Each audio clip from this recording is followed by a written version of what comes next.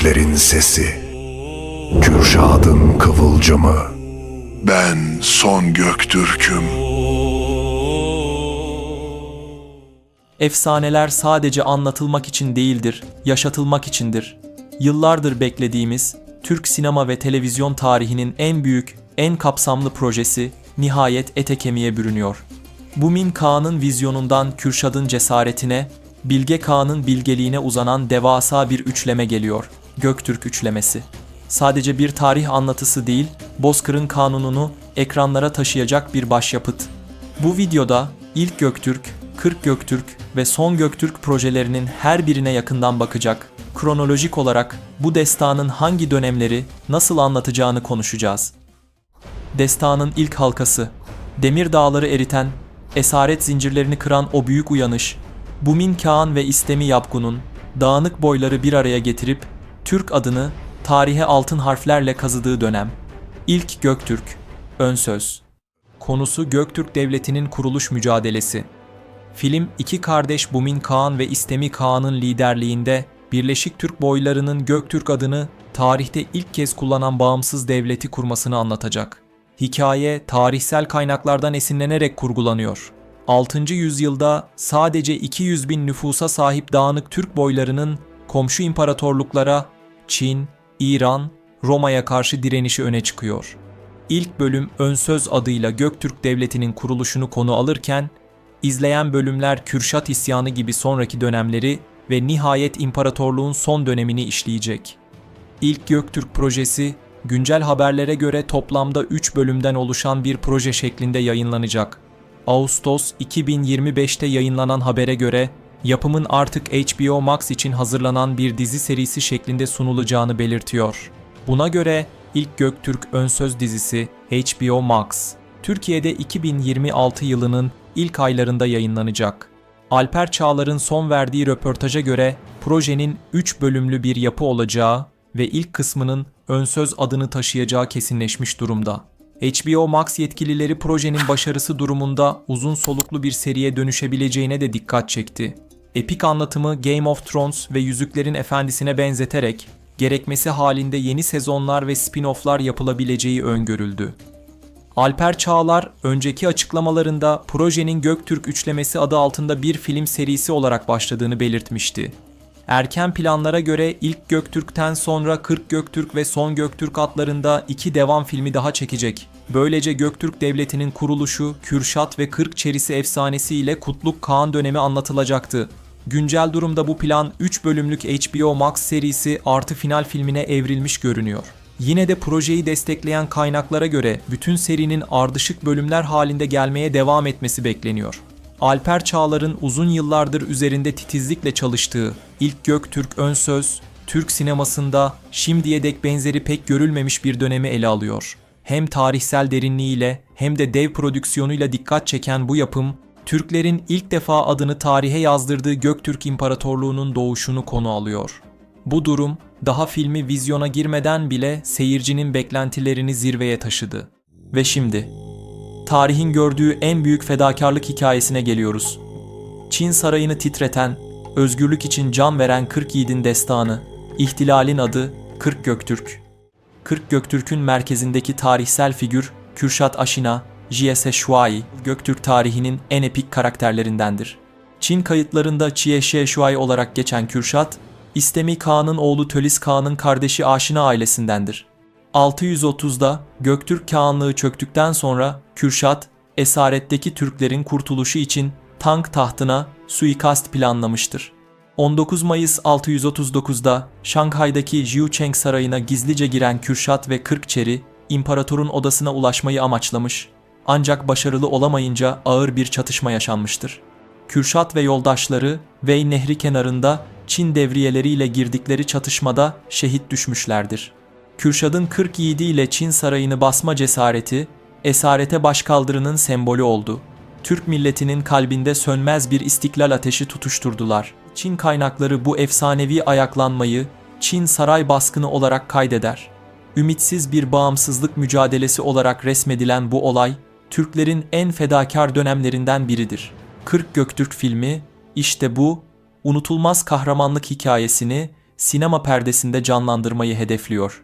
Kürşad'ın yükseleceği her sahne yalnızca aksiyon dolu kılıç kavgaları değil, hüzünlü bir vedanın ve inançla dolu fedakarlığın dramatik anı olacak.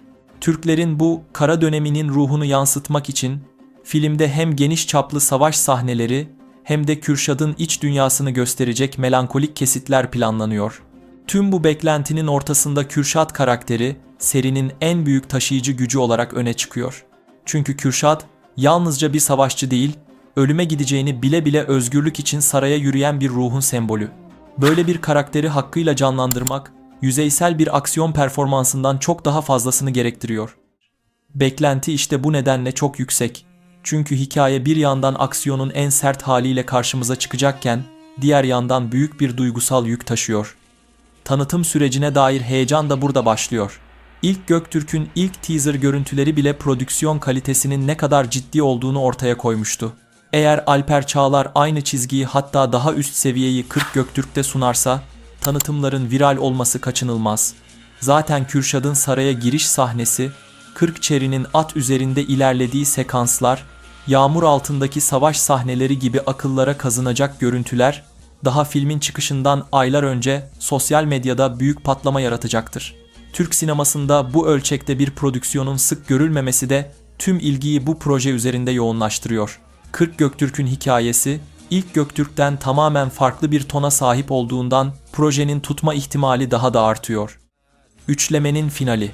Yıkılanın yerine daha güçlüsünü koyan, sözlerini taşlara kazıyıp bugünümüze seslenen bilgelerin çağı. Bilge Kağan, Kültigin ve Tonyukuk. Bir milletin sonsuzluğa yürüyüşü, Son Göktürk. Üçlemenin finalini oluşturan Son Göktürk, Kürşad'ın başlattığı özgürlük mücadelesinin sonucunu anlatacak. 682 yılında Kutluk, İlteriş, Kağan liderliğinde bağımsızlığı yeniden kazanan Türkler, kısa sürede imparatorluğu toparlayarak II. Göktürk Devleti'ni kurdu. Kutluk'un ölümünden sonra tahta oğlu Bilge Kağan çıktı. Küçük kardeşi Kültigin ise ordu komutanlığına getirildi. Asıl güç orduda olmasına rağmen Kültigin önce bir ihtilalle kardeşini tahta oturtup devlet yönetimini ele geçirdi. Bu süreçte geriletildiği konuma getirilen Vezir Tonyukuk'u da yanında çalıştırarak dönemi şekillendirdi. II. Göktürk Devleti, Bilge Kağan ve Kültigin yönetiminde altın çağına ulaştı. Bu dönemde imparatorluk, çağımız Afganistan sınırlarından Ukrayna'ya uzanan devasa sınırlarıyla en görkemli halini aldı. Dizi, bu altın çağın son dönemini epik bir şekilde işleyecek. Başrolleri II. Göktürk'ü yeniden zirveye taşıyan Bilge Kağan, Türk tarihinin en büyük savaşçılarından Kültigin ve onlara akıl hocalığı yapan Vezir Tonyukuk paylaşacak. Hikaye, Kürşad'ın yakıp tutuşturduğu özgürlük ateşinin Kutluk Kağan aracılığıyla devlet yeniden kurulmasına yol açmasıyla başlayacak. Ardından Bilge Kağan ve Kültigin ikilisine odaklanacak. Muhtemel son sahnelerde Kültigin'in destansı savaşları ile Bilge Kağan'ın halka seslenişi öne çıkacak. Zaten tarihsel olarak da bu dönemde Göktürkler Orhun yazıtlarıyla yani Bilge Kağan ve Kültigin yazıtlarıyla tarihe adlarını kazımışlardır.